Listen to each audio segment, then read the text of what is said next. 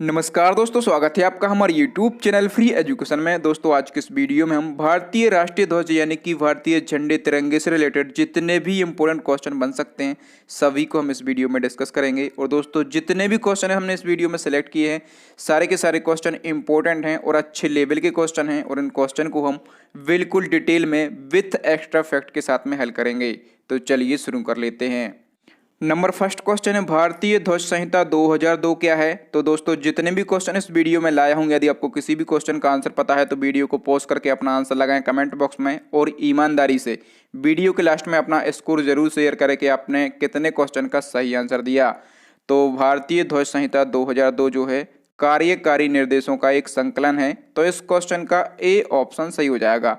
आपको ध्यान रखना है कि जो भारतीय ध्वज संहिता है, ठीक है, इसको फ्लैग कोड ऑफ इंडिया के नाम से जाना जाता है। इसको फ्लैग कोड ऑफ इंडिया 2002 भी कहा जाता है। तो इस नाम से भी ये पूछ लेता है, ठीक है, ये आपको याद रखना है। तो फ्लैग कोड ऑफ इंडिया क्या है, तो कार्यकारी निर्देशों का एक संकलन है, ठीक है। इसमें जो है भारतीय ध्वज को, तिरंगे को किस प्रकार से फहराना चाहिए, उसका किस प्रकार से प्रयोग करना चाहिए, ये सभी निर्देश जो हैं भारतीय ध्वज संहिता 2002 में दिए गए हैं, ठीक है। और आपसे क्वेश्चन ये पूछा जाएगा परीक्षा में कि भारतीय ध्वज संहिता 2002 यानी कि फ्लैग कोड ऑफ इंडिया को कब लागू किया गया था। तो इसको लागू किया गया था 26 जनवरी 2002 को। कब लागू किया गया था, इसको 26 जनवरी 2002 को लागू किया गया था। विथ डेट के अपन को याद रखना है। इसमें भारतीय ध्वज को फहराने के व प्रयोग करने के निर्देश दिए गए हैं। इसमें भारतीय ध्वज को फहराने व प्रयोग करने के निर्देश तो दिए ही गए हैं, लेकिन इसमें यह भी बताया गया है कि यदि कोई भारतीय ध्वज का अपमान करता है या फिर उसको गलत तरीके से फहराता है तो उसको किस तरीके से अपराध की श्रेणी में माना जाएगा और उस पर क्या अपराध लगेगा। तो जो भारतीय ध्वज संहिता है ये कार्यकारी निर्देशों का एक संकलन है, आपको याद रखना है। ये 26 जनवरी 2002 को लागू किया गया था। नंबर सेकंड क्वेश्चन है, ये क्वेश्चन भी आपकी परीक्षा में पूछा जाता है। राष्ट्रीय ध्वज को आम लोगों को फहराने की अनुमति कब प्रदान की गई। तो जो हमारा राष्ट्रीय ध्वज है तिरंगा, इसको फहराने की अनुमति पहले आम लोगों को नहीं थी, लेकिन ये अनुमति प्रदान की गई 26 जनवरी 2002 को। तो इस क्वेश्चन का ए ऑप्शन सही हो जाएगा। मैंने अभी आपको बताया है भारतीय ध्वज संहिता 2002 के बारे में, और भारतीय ध्वज संहिता को फ्लैग कोड ऑफ इंडिया कहा जाता है, ठीक है। फ्लैग कोड ऑफ इंडिया 2002 कहा जाता है इसको। इसी के तहत भारत के नागरिकों को किसी भी दिन अपने घरों में, अपने कार्यालयों में या फिर अपने कारखानों में भारतीय ध्वज फहराने का अधिकार या फिर अनुमति दी गई। कब दी गई, 26 जनवरी 2002 को, क्योंकि 26 जनवरी 2002 को ही FCI यानी कि फ्लैग कोड ऑफ इंडिया लागू किया गया था। तो आप याद रखेंगे। नंबर थर्ड क्वेश्चन है, भारतीय क्रांतिकारियों की माता किसे कहा जाता है। तो भारतीय क्रांतिकारियों की माता कहा जाता है मैडम भीकाजी कामा को। तो इस क्वेश्चन का डी ऑप्शन सही हो जाएगा। तस्वीर में आप देख पा रहे होंगे, ये है मैडम भीकाजी कामा और इनको भारतीय क्रांतिकारियों की माता कहा जाता है और इन्हें भारत के पहले तिरंगे झंडे के निर्माण का श्रेय दिया जाता है। यहाँ पर आप देख पा रहे होंगे मैडम भीकाजी कामा के हाथ में ये एक तिरंगा झंडा है और इसको भारत का पहला तिरंगा झंडा माना जाता है। और इसी तिरंगे झंडे के निर्माण का श्रेय दिया जाता है मैडम भीकाजी कामा को। हमारा राष्ट्रीय ध्वज जो वर्तमान में है उसका निर्माण किसी और ने किया था, उसका श्रेय किसी और को दिया जाता है, जो कि हम आगे पढ़ेंगे। यहाँ पर या तस्वीर में देख पा रहे होंगे, इस तिरंगे झंडे का निर्माण किसने किया था, मैडम भीकाजी कामा ने किया था। ऊपर हरा रंग है, बीच में केसरिया है और नीचे लाल रंग है और बीच में वंदे मातरम लिखा हुआ है। और जो नीचे लाल रंग की पट्टी है यहाँ पर सूर्य और चंद्रमा के चित्र भी अंकित किए गए हैं, ठीक है।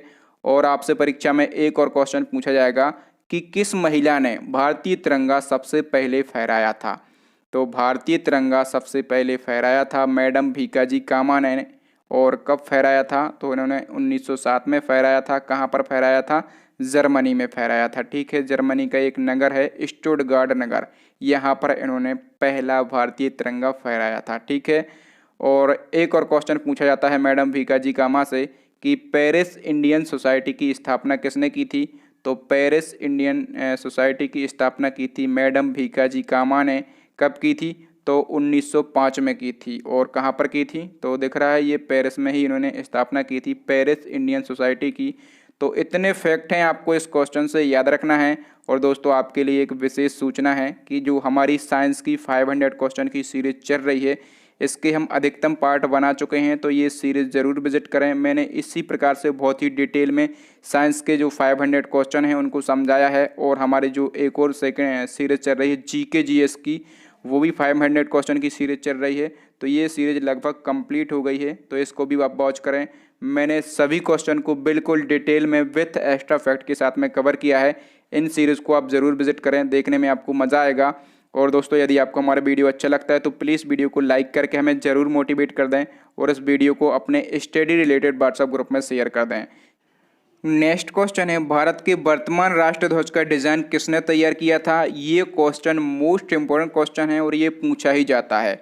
तो वर्तमान राष्ट्रध्वज का डिज़ाइन तैयार किया था पिंगली वेंकैया ने। तो इस क्वेश्चन का डी ऑप्शन सही हो जाएगा। वेंकैया जी ने जिस तिरंगे का डिज़ाइन तैयार किया था उस पर चक्र के स्थान पर चरखा था। ठीक है, यहाँ पर अभी जो हमारा राष्ट्रध्वज है वहाँ पर चक्र है। एक माइनर सा केवल अंतर है, जिन्होंने इस ध्वज को डिज़ाइन किया था उस पर चरखा था गांधी जी का। ठीक है, लेकिन एक माइनर सा परिवर्तन किया गया और उसी को सेम टू सेम अपना लिया गया था। तो आपको केवल इतना याद रखना है कि जो वर्तमान राष्ट्रध्वज है उसका डिज़ाइन तैयार किया था पिंगली वेंकैया ने। बाकी कब ये चरखे की जगह चक्र अस्तित्व में आया, मैं आपको सारी चीज़ें इसी वीडियो में बताने वाला हूँ। नेक्स्ट क्वेश्चन देख लेते हैं। नंबर 5 क्वेश्चन है, भारत के राष्ट्रध्वज की लंबाई एवं चौड़ाई का अनुपात क्या है? तो भारत के राष्ट्रध्वज की लंबाई और चौड़ाई का अनुपात है 3:2। तो इस क्वेश्चन का बी ऑप्शन सही हो जाएगा। देखिए, लंबाई और चौड़ाई का अनुपात पूछा गया है तो 3:2 है। ठीक है, 3:2 है। कई बार कंफ्यूज करने के लिए चौड़ाई और लंबाई का अनुपात पूछ लेता है। ठीक है, तो चौड़ाई और लंबाई का अनुपात तो जस्ट अपन को पलट देना है। ठीक है, लेकिन कंफ्यूज नहीं होना है, क्वेश्चन को बहुत अच्छे से पढ़ लेना है, क्योंकि जो आजकल के एग्जामिनर हैं थोड़ा सा लेवल बढ़ गया है आपकी परीक्षाओं का, तो वो घुमा देते हैं। ठीक है, तो देख लेना है कि हमें लंबाई और चौड़ाई का ही अनुपात पूछा है तो हमें 3:2 लगाना है। नेक्स्ट क्वेश्चन देख लेते हैं। नंबर 6 क्वेश्चन है, भारत के राष्ट्रध्वज के मध्य बने अशोक चक्र का रंग क्या है? तो जो अभी हमारा राष्ट्रध्वज है वहाँ पर ये अशोक चक्र लगा हुआ है, तो उसका रंग पूछा गया है। उसका रंग कैसा है? तो उसका रंग जो है ये गहरा नीला है। याद रखना है, गहरा नीला है। ठीक है, तो इस क्वेश्चन का बी ऑप्शन से हो जाएगा। और ये जो चक्र है इसमें कितनी तीलियां हैं? तो इसमें 24 तीलियां हैं। ठीक है, और ये जो 24 तीलियां हैं ये मनुष्य के 24 गुणों को दर्शाती हैं। ठीक है, और एक और क्वेश्चन पूछा जाता है कि इस चक्र का प्रारूप कहाँ से लिया गया? तो इस चक्र का जो प्रारूप है ये सारनाथ में अशोक के सह स्तंभ पर बने अशोक चक्र से लिया गया है। ठीक है, ये क्वेश्चन पूछा ही जाता है। नेक्स्ट क्वेश्चन है, भारत के तिरंगे झंडे में चरखे की जगह चक्र कब अस्तित्व में आया? तो पहले जो है गांधी जी का चरखा हुआ करता था तिरंगे झंडे पर, लेकिन चरखे की जगह चक्र अस्तित्व में आया 22 जुलाई 1947 को। आपको डेट भी याद रखना है, 22 जुलाई। ठीक है, 22 जुलाई 1947 को चरखे की जगह चक्र अस्तित्व में आया। नेक्स्ट क्वेश्चन है, राष्ट्रध्वज के शीर्ष में केसरिया रंग क्या दर्शाता है? तो राष्ट्रध्वज के शीर्ष में जो केसरिया रंग है ये साहस को दर्शाता है। देखिए, राष्ट्रध्वज में 3 पट्टियां हैं। सबसे ऊपर जो पट्टी है केसरिया रंग की है और ये देश की ताकत और साहस को दर्शाती है। ठीक है, बीच में जो पट्टी है ये सफ़ेद रंग की पट्टी है और ये शांति और सत्य का प्रतीक है। ये शांति और सत्य का प्रतीक है। और सबसे नीचे वाली पट्टी जो है ये हरे रंग की है और हरा रंग जो है विकास और उर्वरता को दर्शाता है। ठीक है, विकास और उर्वरता को दर्शाता है, आपको याद रखना है। नेक्स्ट क्वेश्चन देख लेते हैं। नंबर 9 क्वेश्चन है, निम्न में से कौन सा कार्य करना अपराध की श्रेणी में आता है? तो कौन सा कार्य करना अपराध की श्रेणी में आता है, हम एक एक करके देख लेते हैं। पहले लिखा है झंडे पर कुछ लिखना या बनाना, तो ये अपराध की श्रेणी में आता है। नंबर बी पे लिखा है प्लास्टिक का झंडा फहराना, तो जो प्लास्टिक का झंडा फहराया जाता है वो अपराध की श्रेणी में आता है।